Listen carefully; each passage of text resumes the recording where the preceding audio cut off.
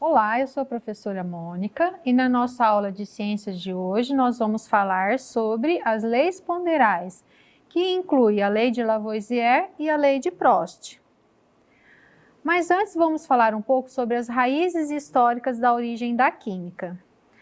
Podemos dizer que a relação do ser humano com a química iniciou-se por volta de 5.000 anos antes de Cristo, com o domínio do fogo, e até hoje é essencial para o desenvolvimento de processos químicos, industriais e no cotidiano da humanidade como um todo. O fogo ele fornecia luz, aquecimento e proteção contra os predadores e servia para cozinhar alimentos, facilitando a sua ingestão e a digestão. As primeiras tentativas de entender os fenômenos naturais desvinculados da religião ou de forças sobrenaturais surgiram no século V a.C., lá na Grécia. Um filósofo dessa época, chamado Empédocles, de 490 a.C. a 430 a.C., propôs que toda a matéria seria formada por 4 elementos: água, terra, fogo e ar, os quais foram atribuídos os seguintes símbolos. Então aqui nós temos os triângulos, né? Terra, água, ar e o fogo. Então a união desses elementos também formavam, né, as temperaturas, né? Então o ar e o fogo formavam o clima quente, o fogo e a terra formavam o clima seco, a terra e a água formavam o clima frio e a água e o ar formavam o clima úmido. Seguindo, né, os conceitos de Empédocles, os alquimistas da época eles trabalhavam arduamente na tentativa de obter ouro a partir da combinação de outros metais. Se tanto o chumbo como o ouro eles são formados por fogo, ar, terra e água, não seria possível ajustar as proporções desses itens formadores, desses metais, de tal forma que o obscuro e comum chumbo pudesse ser transformado num outro metal, precioso e brilhante, como o ouro? Eles acreditavam que a pedra filosofal teria a propriedade de executar tal transmutação.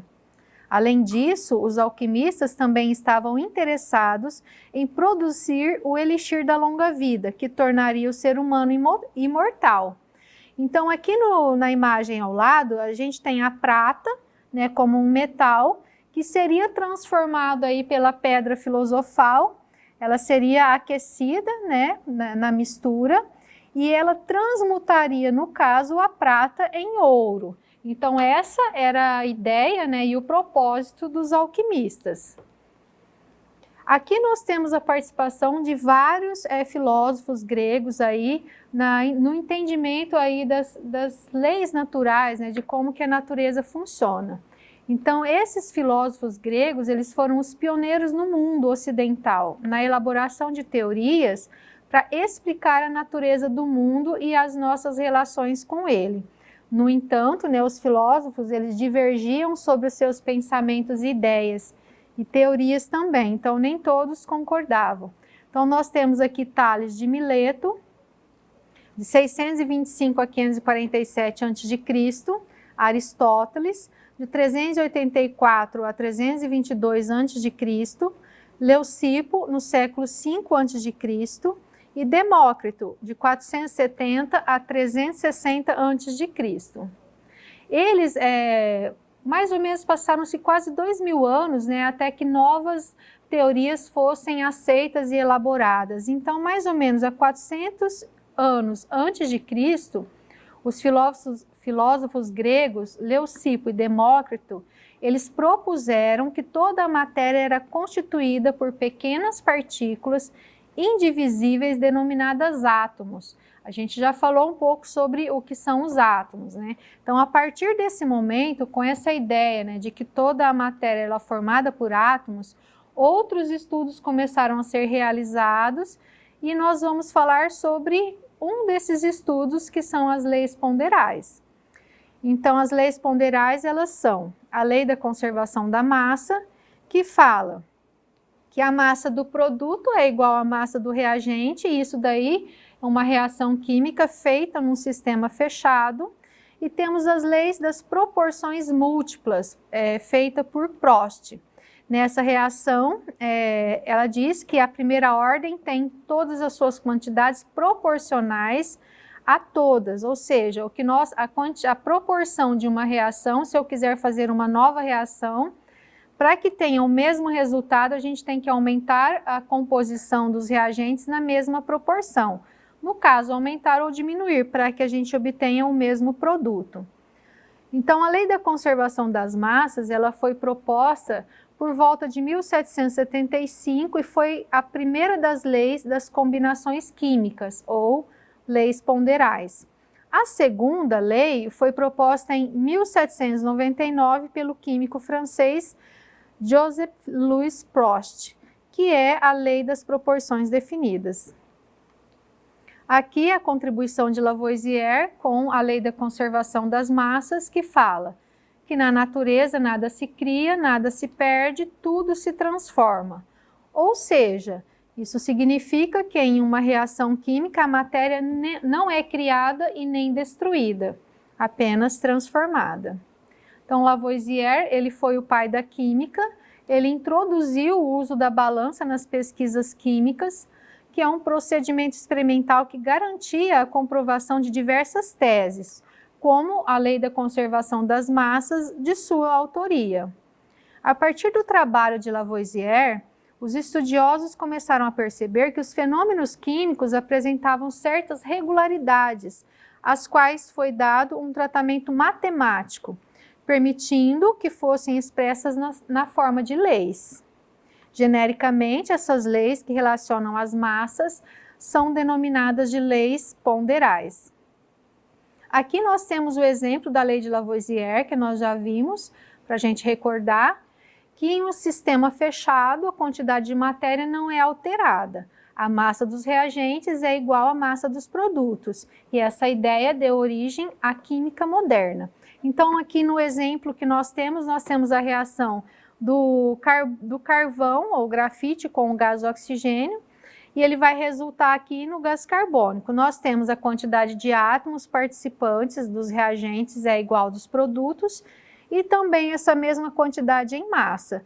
Nós temos 12 gramas de carvão com 32 gramas de gás oxigênio, que resulta em 44 gramas, ou seja, a soma dos reagentes é igual ao produto final. Nessa outra reação, nós temos aqui a formação da molécula de água, nós temos o gás hidrogênio na sua proporção e reagindo com o gás oxigênio, que vai formar a molécula de água, a quantidade de átomos presentes é a mesma dos reagentes e a massa também. Eu tenho 4 gramas de hidrogênio mais 32 gramas de oxigênio, que resulta em 36 gramas da molécula de água, provando aí, no caso, a lei da conservação das massas. O experimento que Lavoisier fez para comprovar essa lei da conservação das massas foi esse aqui. Ele pegou o óxido de mercúrio, né, que é um componente vermelho, ele pesou, né, esse componente antes da reação, e após o aquecimento dele, que durante o aquecimento existia a presença do gás oxigênio, né, durante esse aquecimento, em um sistema fechado, né, que todo experimento é feito num sistema fechado, ele obteve como resultado o mercúrio prateado mais o gás oxigênio, que é incolor. Então aí todo o procedimento foi pesado antes e depois, e com isso ele conseguiu provar que num sistema fechado a massa total dos reagentes é igual à massa total dos produtos. Continuando, né, os seus estudos e as suas ideias, veio a lei de Prost, ou lei das proporções definidas, que fala que as substâncias elas reagem sempre em uma mesma proporção. E se isso ocorre, significa que a composição química de uma substância ela deve ser estabelecida em uma relação fixa de massas entre os átomos dos elementos que a compõem. Como eu disse, né, mudando, né, uma quantidade, eu tenho que mudar a quantidade de todos os outros componentes. Aqui nós temos uma reação química do carbono mais o oxigênio, que resulta em gás carbônico. E temos 3 experiências, né? Na primeira experiência, nós temos 3 gramas de carbono, mais 8 gramas de oxigênio, que resulta em 11 gramas de gás carbônico.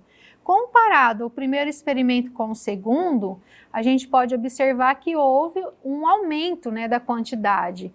E aí, essa quantidade corresponde à proporção de 2. Então, o que que acontece? Se eu aumentei a quantidade de carbono, eu tenho que aumentar a quantidade de oxigênio também. E automaticamente eu vou obter um produto na mesma proporção. Comparando o primeiro experimento com o terceiro, nós podemos observar que houve um aumento de 3 vezes a proporção. Então, todos os elementos do terceiro experimento, comparados com o primeiro, eles estão 3 vezes uma quantidade maior. Aqui nós temos um exercício onde a gente vai utilizar as leis ponderais. Então, na primeira experiência, a gente vai usar a lei de Lavoisier. Então, nessa mesma reação, né, do carbono mais o gás oxigênio, a gente não tem o produto, que está representado aqui com a letra X. Então, a gente não tem o produto. Usando a lei de Lavoisier, que diz que a soma dos reagentes é igual ao produto, nós conseguimos obter o produto, que é 44 gramas. Agora, no segundo experimento, a gente vai usar a lei de Prost, que fala que as proporções elas permanecem constantes. Então, aqui eu vou comparar o primeiro experimento com o segundo experimento e vamos ver qual foi a proporção que ele aumentou ou diminuiu. No caso aqui, a proporção ela aumentou, né? De 12 gramas ela foi para 36 gramas. Mas quantas vezes ele diminuiu? Para eu saber essa proporção, basta eu dividir, né, o valor do segundo experimento pelo valor do primeiro, que é 12 gramas. Ou seja, a gente sempre divide o valor maior pelo menor, que a gente vai achar a proporção que ocorreu a alteração. No caso aqui, foi para maior, então aumentou 3 vezes. Então, para eu descobrir o valor do gás oxigênio aqui da fórmula, representado pela letra Y, basta eu fazer a multiplicação de 32 por 3, que é a proporção que aumentou no segundo experimento. E nós vamos obter a quantidade de 96 gramas. E assim a gente consegue descobrir os elementos que estão faltando no nosso experimento. Se eu quiser tirar a prova real, eu posso somar, né, o reagente e ver se realmente vai dar o que temos no produto final. Nesse outro exercício, uma reação de nitrogênio mais o oxigênio, nós temos o dióxido de nitrogênio. Nós temos aqui várias situações, né, vários elementos faltantes que a gente vai descobrir no exercício, usando então as duas leis ponderais. Aqui, a soma dos reagentes é igual ao produto final, que nós obtemos 28 gramas de nitrogênio mais 80 gramas de oxigênio, resulta em 108 gramas de dióxido de nitrogênio. Para eu descobrir os outros elementos faltantes, eu vou comparar o primeiro experimento com o segundo e ver qual foi a proporção que ele se alterou. No caso aqui, 80 para 20, ele diminuiu, né? Quantas vezes ele diminuiu? Então, vou fazer a divisão de 80 por 20 e vou obter a proporção de 4. Essa proporção é a quantidade que nós vamos utilizar para definir aqui os outros elementos que estão faltando. Então, para eu saber qual a formação, a quantidade em gramas de dióxido de nitrogênio formado, basta eu dividir o 108 do primeiro experimento por 4, que eu obtenho a quantidade em gramas, que é 27 gramas. No caso do nitrogênio, a gente vai dividir o 28 gramas do primeiro experimento por 4 e vamos obter a quantidade de 7 gramas do segundo experimento. E assim a gente consegue determinar as quantidades de todos os reagentes da fórmula. Nesse outro exemplo, a reação de cálcio mais oxigênio resulta em cal virgem. Vamos usar também as mesmas leis. Só que nesse exercício, o elemento faltante no primeiro experimento não é o produto final, é um dos reagentes. Mas a gente pode usar a informação que nós temos do produto. Então, eu vou pegar o produto menos o primeiro reagente, automaticamente eu vou descobrir, né, o valor do oxigênio que está faltando. No caso aqui, é uma equação de primeiro grau simples, né? Então, 56 menos 40 é igual a 16 gramas de oxigênio no primeiro experimento. Para eu descobrir os outros elementos faltantes, eu vou comparar o segundo experimento com o primeiro. Então, de 16 gramas para 32 gramas de oxigênio, a quantidade aumentou, mas em qual proporção? Aí nós vamos dividir 32 por 16, aumentou na proporção de 2. Então, nós vamos usar essa informação e vamos multiplicar 56 gramas da cal virgem, que é o produto, por 2, e vamos obter a quantidade do produto formado, que é 112 gramas. Também vamos usar essa informação para descobrir o valor do cálcio do reagente. 40 vezes 2, nós obtemos aqui a quantidade em gramas do cálcio. Como vocês podem observar, essas leis ponderais a gente consegue definir as quantidades porque nessa lei ponderal determina que as quantidades em massas elas são proporcionais, né? Por isso a gente consegue fazer esses cálculos matemáticos. E a nossa aula de hoje, ela vai ficando por aqui. Eu desejo a vocês bons estudos, estudem bastante, refaçam os cálculos e os exercícios que vocês têm e nos vemos na nossa próxima aula.